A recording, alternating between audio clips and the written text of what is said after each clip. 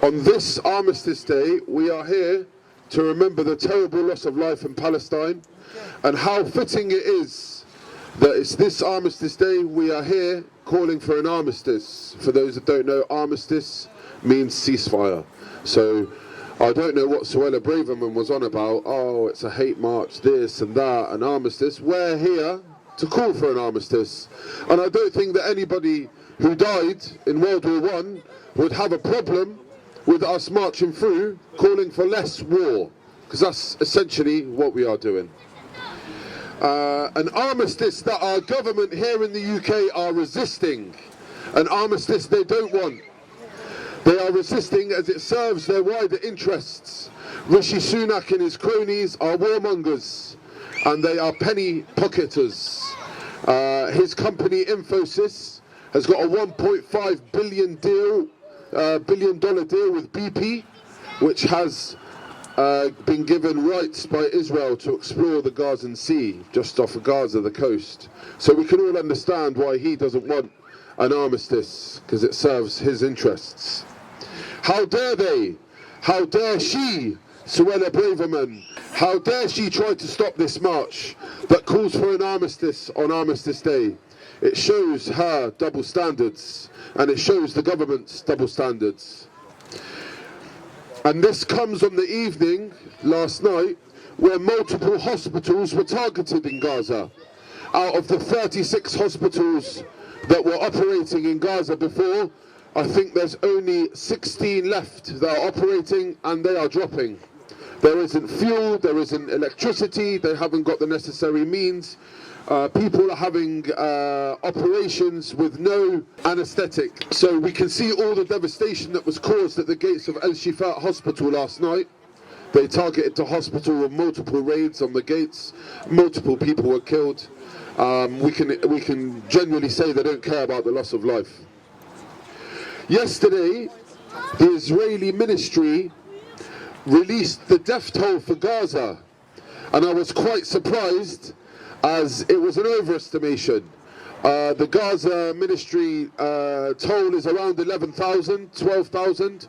The Israeli ministry put it at 20,000. And they also stupidly said that they've only killed 60 Hamas militants. So if we do the maths, that's an accuracy of 0.03%. 0.03%.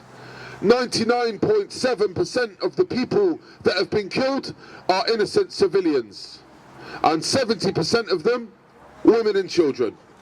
Do we stand for this? No! Do we agree with this? No! Good. Perfect. We all have a moral obligation to do something, and for any Muslim that is here, you know, on the Day of Judgment, Allah subhanahu wa ta'ala will ask you, what have you done? What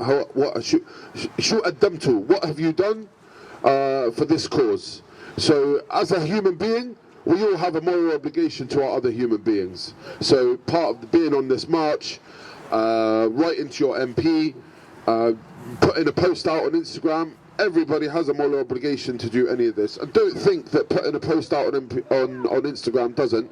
People are starting to understand, especially they're starting to understand the difference between anti-Semitism and anti-Zionism. Very vastly two different things. After these figures have been released, I don't think anyone can argue that this war is not against Hamas. This war is against the Palestinians and against the innocent civilians in Palestine. This is an exercise of genocide. This is an exercise of ethnic cleansing, and our government here are complicit in it.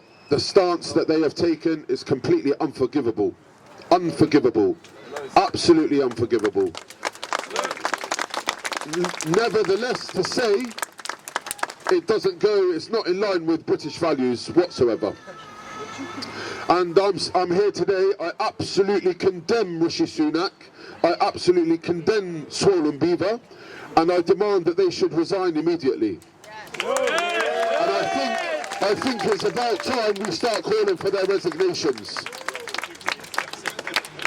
Now, you guys here, I applaud you for coming out week in, week out. And I think we need to start doing a little bit more. These marches only go so far. Really, really, really, guys, we need you to start writing to your MPs. All right? When you write to your MPs, they have to respond. When they get 10 letters through, they have to do something about it. Even if we just annoy them. Even if we just annoy them, we need to start writing to our MPs. So if everybody can go home tonight, mashallah, we've got a lot of people here. If everybody can go home tonight and write a letter, you can go online, put your postcode in and see who your local MP is. Connor Burns, or Tobias Elwood, or Robert Sims. Yeah, we need to start writing to our MPs, guys.